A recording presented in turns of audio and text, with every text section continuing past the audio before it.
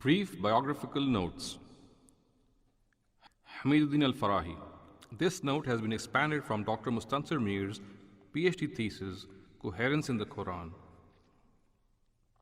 Al-Farahi was born in 1863 in Piriha, hence the name Farahi, a small village in Azamgarh district, Uttar Pradesh, India. He was a cousin of the famous theologian historian Shibli Nomani, from whom he learnt Arabic. He studied Arabic literature with Faizul Hasan Saharanpuri, who was considered a master in this field at that time.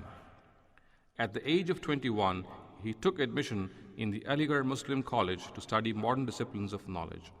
Here he also learned Hebrew from the German Orientalist Joseph Horowitz. After his graduation from the Allahabad University, he taught at various institutions, including Aligarh and Darul Uloom Hyderabad. Whilst teaching at the Darul Uloom Hyderabad, Al-Farahi proposed the setting up of a university where all religious and modern sciences would be taught in Urdu.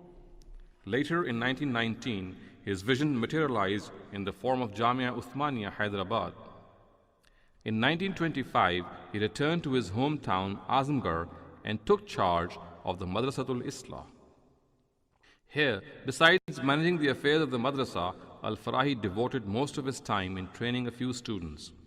Among them was Amin Ahsan Islahi, who was destined to become the greatest exponent of his thought after him. Farahi died on 11th November 1930 in Mithra, where he had gone for treatment. For almost 50 years, Farahi reflected over the Quran, which remained his chief interest and the focal point of all his teachings. His greatest contribution is to redirect the attention of Muslim scholars to the Quran as the basis and ultimate authority in all matters of religion.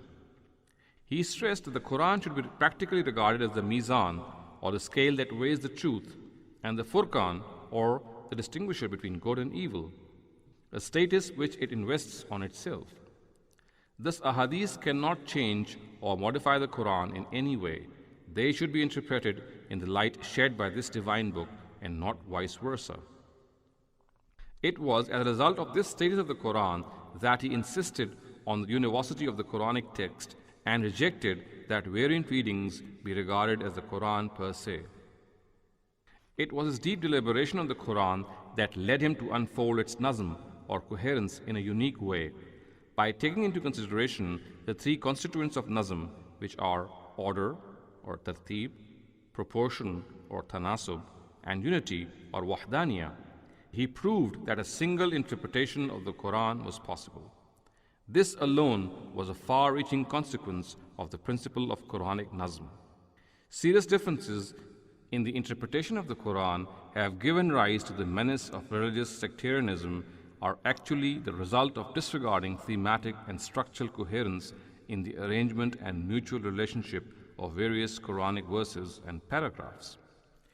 Each sect has adopted its interpretation because isolating a verse from its context can associate multiple meanings to it. It is only the coherence of the Quran which, if considered, leads to a definite and integrated understanding of the divine message. Farahi also made another significant contribution by rewriting and reconstructing most subdisciplines of the Arabic language needed to study the Quran. Almost all of Farahi's works are in Arabic. Except for a few, most of them are in the form of notes and unfinished books. He could only complete a few of them. Foremost among them is a collection of his interpretation of 14 surahs of the Quran by the name Majmu'at Tafasir Farahi. In his Mufradat al-Quran, he explained some difficult words and constructions of the Quran. He elucidated the nature of oaths and adjurations in the Quran in his book entitled Al-Im'an fi Aqsam al-Quran. In his book Ar-Rai as-Sahih fi Man huwa Zabih, he elaborated upon the philosophy of sacrifice, and by furnishing evidences from the Quran and the Torah, convincingly refuted the claim of the Jews that it was Isaac and not Ishmael whom Abraham had intended to sacrifice. He relayed the principles of rhetoric needed to study the Quran in Jamratul Balagha, and outlined some special Quranic styles and constructions in Asalibul Quran. The arguments he presented to verify the principle of coherence are soundly enlisted in the Dala'il al-Nizam. His complete mastery of Arabic and Persian can be seen from his poetical works in both these languages. Besides these scholarly dissertations, there are at least 20 other unfinished works which need to be completed and developed further. www.hamidin-farahi.org is a resource site on his life and works.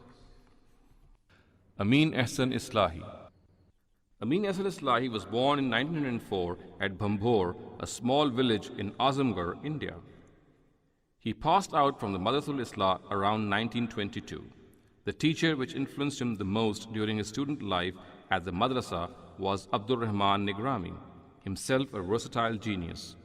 Nigrami's attention helped him in developing a profound inclination towards Arabic literature. After graduating from the madrasa, he entered the field of journalism.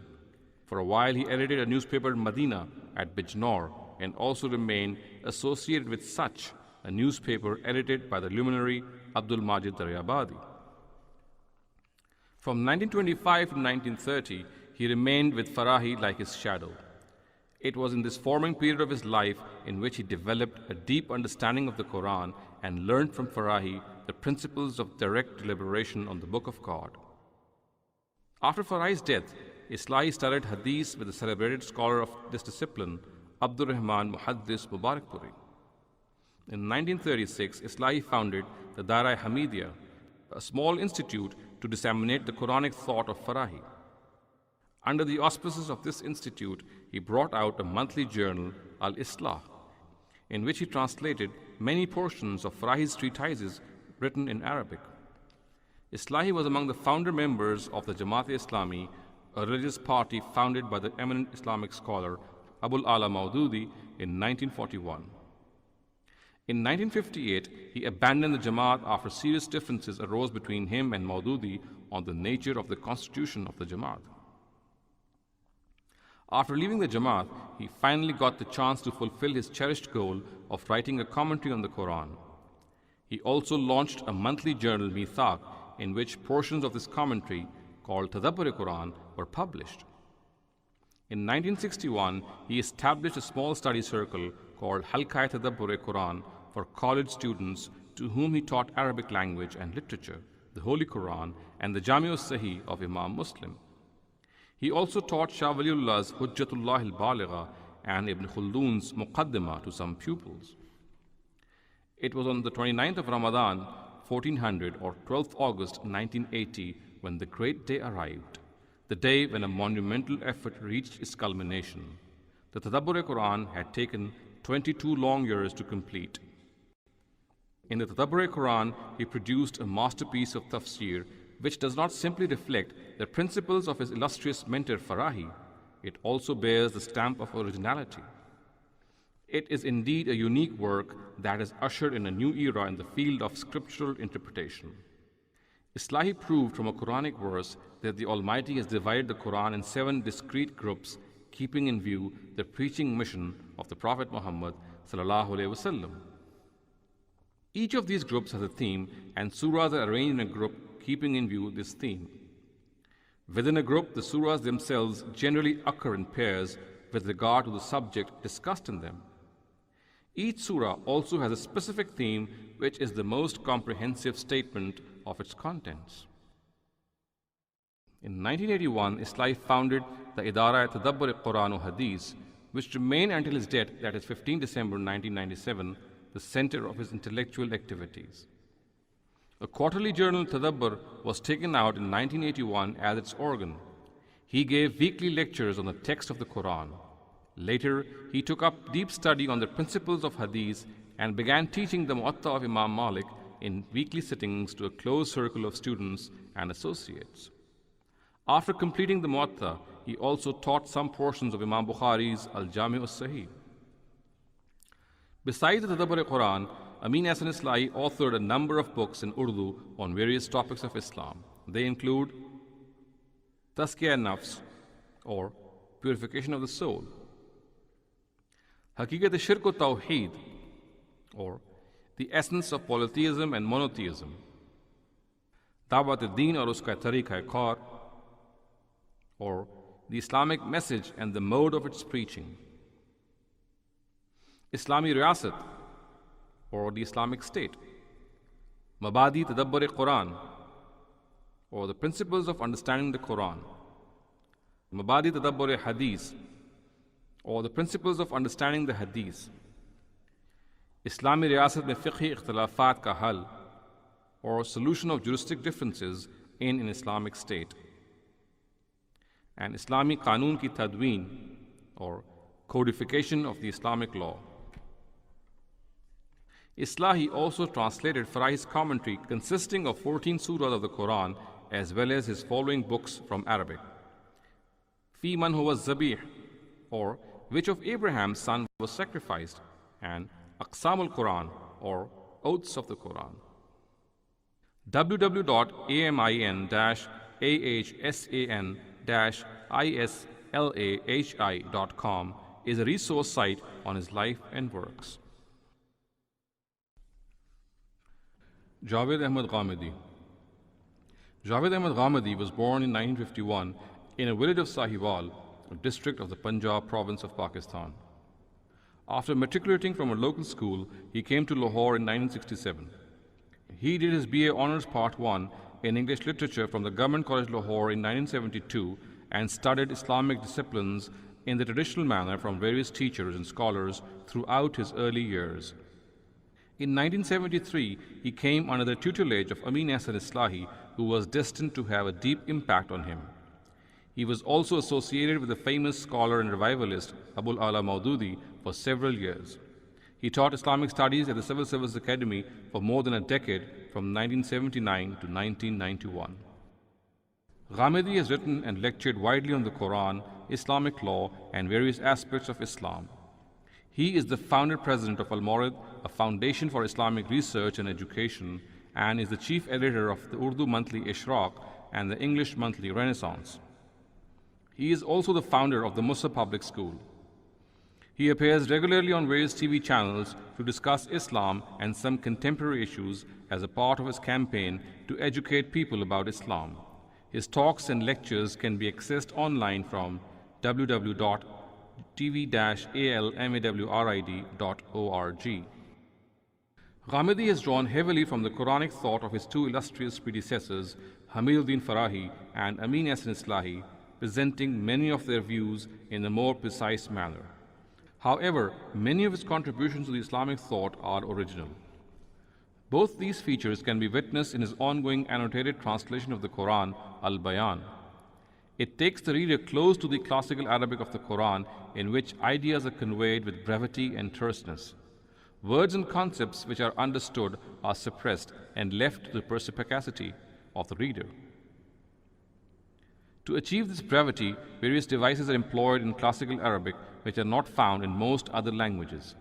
Ghamidi has tried to unfold the meaning of the divine message by taking into consideration these devices within the text of the translation. Another original contribution of Ghamidi is his categorization of the contents of religion. According to him, the Quran itself divides the contents of Islam in two categories, Al-Hikmah and Ash-Sharia. Whilst the former refers to topics related to the philosophy of religion, the latter to those that relate to law. Ghamidi further classifies these two categories into subcategories. Al-Hikmah comprises two subcategories, faith and ethics, and Ash-Sharia comprises 10 subcategories.